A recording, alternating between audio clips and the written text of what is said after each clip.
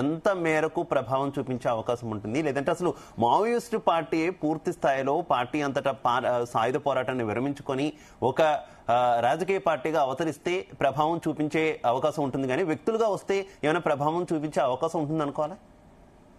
వ్యక్తులుగా వస్తే ప్రభావం చూపిస్తుంది అనుకోవడానికి లేదండి. మొత్తం మావోయిస్టు పార్టీ కేంద్రంగా తీసుకొని ఒక ప్రజాస్వామ్యబద్ధమైనటువంటి పార్టీగా నిర్మాణం జరిగితే కొంత మేరకు ప్రభావం ఉండే మాట వాస్తవము. అయినా ప్రజల్లో మళ్ళీ అనుమానాలు అయితే ఉంటాయి. ఇది ఏ మేరకు అధికారం చేపట్టిన తర్వాత మళ్ళీ ఏ మేరకు ఎట్లా ఉంటది అనేది.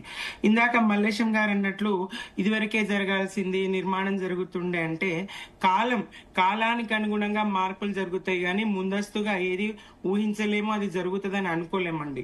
ఇప్పుడు ఏదైతే పెరిగినటువంటి సాంకేతిక పరిజ్ఞానము ఇది ఉందో, ఈ సెల్ ఫోన్ వ్యవస్థ, రాడార్ వ్యవస్థ, ఇవన్నీ ఇదయ్యి వాళ్ళ మనుగడనే ప్రశ్నార్థకమైనటువంటి క్రమంలో మరి వీరమరణాలని అనడానికి వీల్లేదు. వాళ్ళు ఎదురెదురు పోరాడి ఒక నలుగురు పోలీసులను చంపి వాళ్ళు నలుగురు చంపితే అవి వీరమరణాలు, అవి పోరాటాలు, అవి ఒక యుద్ధాలు అనుకోవచ్చండి. ఇక్కడ వాళ్ళు పోలీసుల ఆధీనంలోకి వాళ్ళకి జిక్కి వాళ్ళు చంపబడి వీరమరణాలనిగా అభివర్ణించడానికైతే లేదండి వాటిని. ఏది ఏమైనా రాజకీయ పార్టీలు ఎవరైనా పెట్టొచ్చు. పూర్తి స్థాయి మావోయిస్టు పార్టీగా ఒక నిర్ణయానికి వచ్చి పార్టీ పెడతారా? వ్యక్తులుగా మరి ఇప్పుడు ఆయనకి ఏం చేతనవడం లేదు, ఆరోగ్యమే బాగాలేదు గణపతి గారికి అని చెప్పడం జరిగింది. పరిస్థితులు ఎట్లా ఉంటాయి లొంగిన తర్వాత ఏంటి అనేది చూడాలండి. మొత్తానికి పూర్తి స్థాయిలో నష్టమే జరిగింది అనడానికి లేదు. మావోయిస్టు మల్లేష్ గారు చెప్తారు నష్టం జరిగింది అని. ప్రతి ఉద్యమంలో కూడా నష్టము ఉంటది, లాభం ఉంటదండి. నష్టం శాతం ఎంత, సమాజానికి జరిగినటువంటి లాభం శాతం ఎంత అని అంచనా వేస్తే ఆ పరిస్థితుల్లో తెలుస్తుందండి. తెలంగాణ ఉద్యమం ఉన్నది, ఆ ఉద్యమంలో బలిదానాలు అయినాయి. మరి కాంగ్రెస్ ఆలస్యం కారణంగా సోనియా గాంధీ ప్రకటన వెనుకకు తీసుకోవడం, December 9, 2009 ప్రకటన వెనుకకు తీసుకోవడం కారణంగా మరి 1200-1300 మంది విద్యార్థులు లేదా ప్రజల బలిదానాలు, ఆత్మ బలిదానాలు అయినాయి. మరి ఆ బలిదానాల వల్ల నష్టం జరిగింది, కానీ తెలంగాణ రాష్ట్రం వచ్చింది. ఒకవేళ ముందే గనక గుర్తించి ఆ ప్రభుత్వం, కాంగ్రెస్ ప్రభుత్వం ముందే గుర్తించి నష్టం జరగకుండా అది కొనసాగిస్తే అయిపోతుండే. ఇప్పుడు నేను చెప్పబోయేది అదే. గతంలో అయినా ఇప్పుడైనా ప్రభుత్వాల తప్పిదాల వల్లనే నష్టం జరిగింది. అది నక్సల్స్ ఉద్యమాల, ప్రజా ఉద్యమాల, ఇంకో ఉద్యమాల. అక్కడ సమస్యను ప్రభుత్వమే పరిష్కరించగలిగితే మరో మనిషి అవసరం రాదు, ఉద్యమాల అవసరం రాదు. 69 నుంచి పోరాటం చేస్తూ 400 మందిని బలిగొన్నది ఎదురు కాల్పుల్లో కాంగ్రెస్. మళ్ళా 1300 మంది మలి దశ ఉద్యమంలో బలైపోయిండ్రు. అది ప్రజా ఉద్యమమే బలిగాక తప్పలేదు అక్కడ. అట్లనే నక్సలిజం వల్ల కూడా లాభం కూడా జరిగింది. భూస్వామ్య వ్యవస్థ, పెట్టుబడిదారి వ్యవస్థ, పల్లెల్లో అణచివేతలు ఇవన్నీ కాస్త తగ్గినాయి. ప్రజలు సామాజిక భద్రత కొంత ప్రజలకు లభించింది, వాళ్ళకు స్వేచ్ఛ కొద్దిగా లభించింది. ప్రజలకు ప్రజా ప్రతినిధులు భయంతో కొంత పని చేయగలిగినరు. మంచి ఉంటది, చెడు ఉంటదండి ప్రతి ఉద్యమంలో కూడా. ప్రజా ఉద్యమాల్లో గాని ఇతరాతర ఉద్యమాల్లో గాని అన్ని పోరాటాల్లో మంచి చెడు రెండు ఉన్నట్టుగానే ఇక్కడ కూడా నష్టము జరగవచ్చు, అదే సందర్భంలో లాభం కూడా సమాజానికి, తెలంగాణ సమాజానికి గాని దేశానికి గాని జరగొచ్చండి. జరిగింది కూడా, జరగొచ్చు కాదు, అనుమానాస్పదం కాదు, జరిగింది. ఇక పార్టీ పెడితే ఎట్లా ఉంటది అనేది ప్రస్తుత కాలానికి ఉన్న పార్టీల మనుగడేంటి, వాళ్ళేంటి, పార్టీల అందులో చేరే వాళ్ళేంటి, ఇట్లాంటి అన్ని అంశాలు పరిగణలోకి తీసుకుంటే గాని ఒక అంచనాకు రాలేని పరిస్థితి అయితే ఉంటది.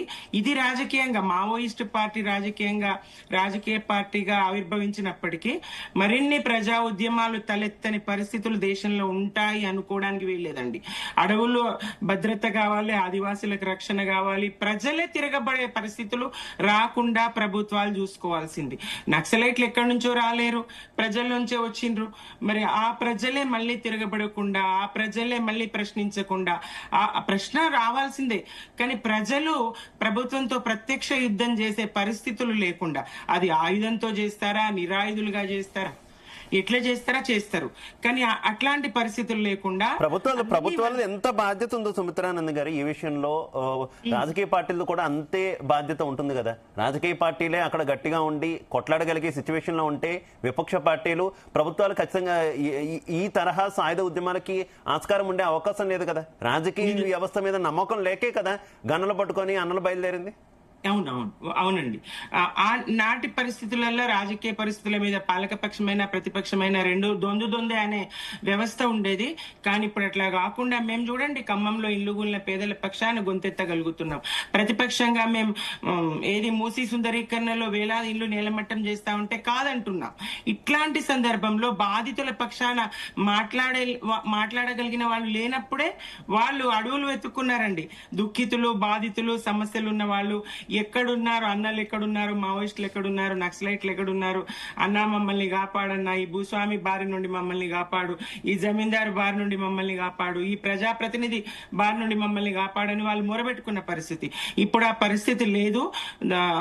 ప్రతిపక్షంగా మేమైతే ప్రస్తుతం బీఆర్ఎస్ అయితే ప్రజల పక్షాన గొంతెత్తగలుగుతున్నది. ఎక్కడైతే మొన్న రజక పసికూన ఈ విషయంలో కొమ్మెర ఘటనలో అయినా, ఖమ్మం ఘటనలో అయినా, ఇటు మూసీ ఘటనలో ఎక్కడైనా ఆ రైతుల పక్షాన, రైతులకు ఇవ్వాల్సింది ఇప్పుడు ప్రభుత్వం ఇస్తలేదు, బీఆర్ఎస్ ప్రశ్నిస్తా ఉంది, వాళ్లకు అబద్ధాలు ఆడుతున్నది ప్రభుత్వం. ఇగో ఇట్లాంటి సందర్భంలోనండి ప్రజలు తిరగబడేది. ఆ రైతులు రోడ్డెక్కాల్సిన పరిస్థితి ప్రభుత్వం తీసుకొస్తా ఉంది.